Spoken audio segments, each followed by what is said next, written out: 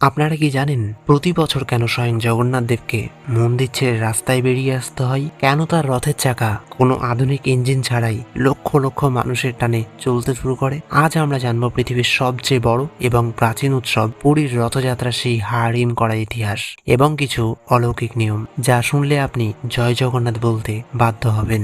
আজকের এই গল্পের মূল কাহিনীতে আমরা টোটাল 4টে পয়েন্ট আপনাদেরকে জানাবো। প্রথমে থাকবে মাসির বাড়ি যাওয়ার গল্প, দ্বিতীয়তে থাকবে রাজা যখন ঝাড়ুদার, তৃতীয়তে থাকবে রথ তৈরির রহস্য, আর চতুর্থে থাকবে রথ কেন দাঁড়িয়ে যায়। প্রথমে যেই পয়েন্ট আমরা বললাম মাসির বাড়ি যাওয়ার গল্প, সেটি হচ্ছে রথযাত্রার মূল উদ্দেশ্য হলো জগন্নাথ দেবের তার মাসির বাড়ি অর্থাৎ গুন্তিচার মন্দিরে যাওয়া।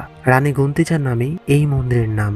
কথিত আছে ভগবান তার ভক্তদের কথা দিয়েছিলেন যে বছরে একবার তিনি সবার সামনে আসবেন, যাতে জাতি ধর্ম নির্বিশেষে সবাই তার দর্শন পায়। 2 নম্বরে যে পয়েন্ট ছিল রাজা যখন ঝাড়ুদার। রথযাত্রার সবচেয়ে অদ্ভুত আর শিক্ষামূলক প্রথা হলো ছেঁড়া পহরা। রথ টানার আগে পুরীর গজপতি রাজা নিজে সোনা ঝাড়ু দিয়ে রথের পথ পরিষ্কার করেন। এটি শেখায় যে ভগবানের সামনে রাজা আর প্রজা সবাই সমান। অহংকার বিসর্জন দিয়ে রাজাকেও ঝাড়ুদারের কাজ করতে হয়। তৃতীয় নম্বর যে পয়েন্ট ছিল সেটি হচ্ছে রথ তৈরির রহস্য। প্রতি বছর নতুন কাঠ দিয়ে এই বিশাল রথ তৈরি করা হয়। এই রথ তৈরিতে কোনো লোহার পেরেক বা আধুনিক যন্ত্রপাতি ব্যবহার করা যায় না। সম্পূর্ণ কাঠের খিলান আর দড়ি দিয়ে এই বিশাল কাঠামো তৈরি করা হয়। রথের চাকা থেকে শুরু করে চূড়া সবকিছুর একটি আধ্যাত্মিক পরিমাপ আছে। 4 নম্বর পয়েন্ট ছিল রথ কেন দাঁড়িয়ে যায়। আপনি খেয়াল করলে দেখতে পাবেন মাঝে মাঝে দেখা যায় হাজার হাজার মানুষ টানছে কিন্তু রথ 1 ইঞ্চিও নড়ছে না।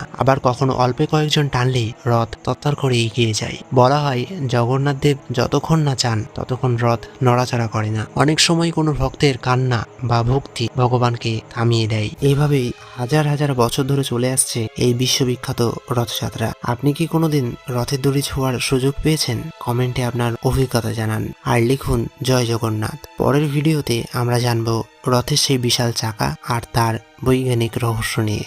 আর ততক্ষণের জন্য আপনি আমাদের এই পেজটিকে ফলো করে পাশে থাকুন।